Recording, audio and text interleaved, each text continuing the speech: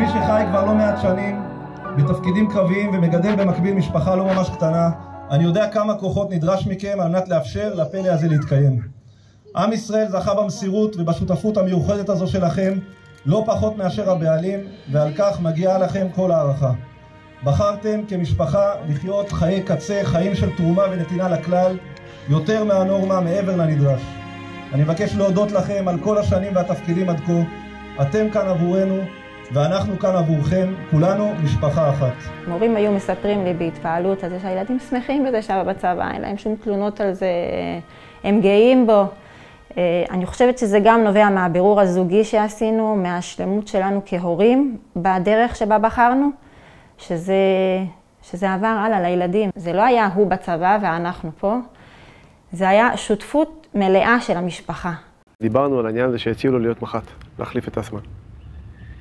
ואני זוכר שהוא אמר לי שהוא עכשיו מתמקד בשנה במשפחה. כל כך הערכתי את זה, את היכולת שלו להיות כל כך שורשי וחזק. היו עליו הרבה לחצים, והוא עמד בכל הסערות ובכל הקשקושים, והיה ממוקד על המשפחה שלו, על אשתו, על הילדים. הוא ידע שהוא יחזור. לא לפה אז לפה, אבל הוא את הגזע, את השורשים של הבית, עכשיו מסדר. ויהיו דברים אחר כך. זה היה מופלא בעיניי. לא הבנתי את זה בהתחלה, כמו דברים שאתה קורא ואתה לא מבין, נופל לך האסימון. ובדיעבד זה דבר גדול מאוד, זה שיעור מאוד גדול לכולנו, למפקדים ובכלל. אני זוכר עוד את ריח הבשמים בגינה, בערב יום שישי בית כנסת וחולצה לבנה. אני זוכר סיפור קבוע ליד השולחן, איך צחקנו צחוק פרוע, לא הרגשנו את הזמן.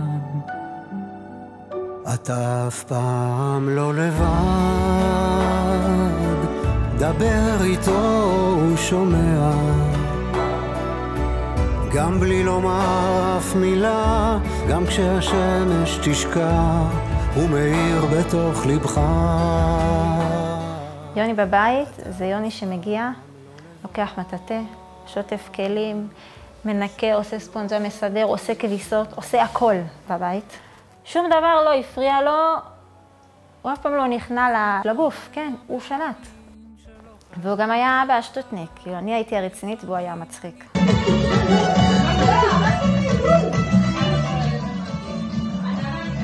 היה דוד לגמרי, לכל דבר.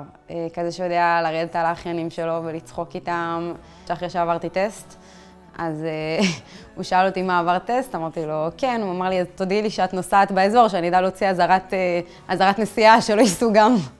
בטיולים הוא זה שהיה מכריח את כולם להיכנס למים הקפואים.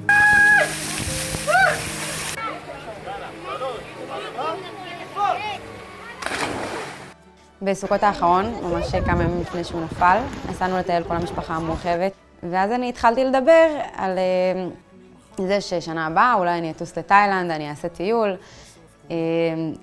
ואז הוא התחיל לתת לי טיפים לתאילנד וגם להרגיע את אבא שלי שהיה לחוץ בצד מאוד מכל הרעיון.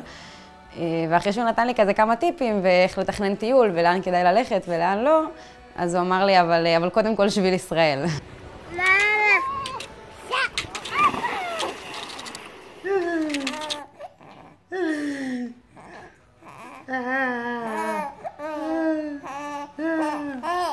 הוא היה מאושר כשהוא עשה אותנו שמחים, ממש.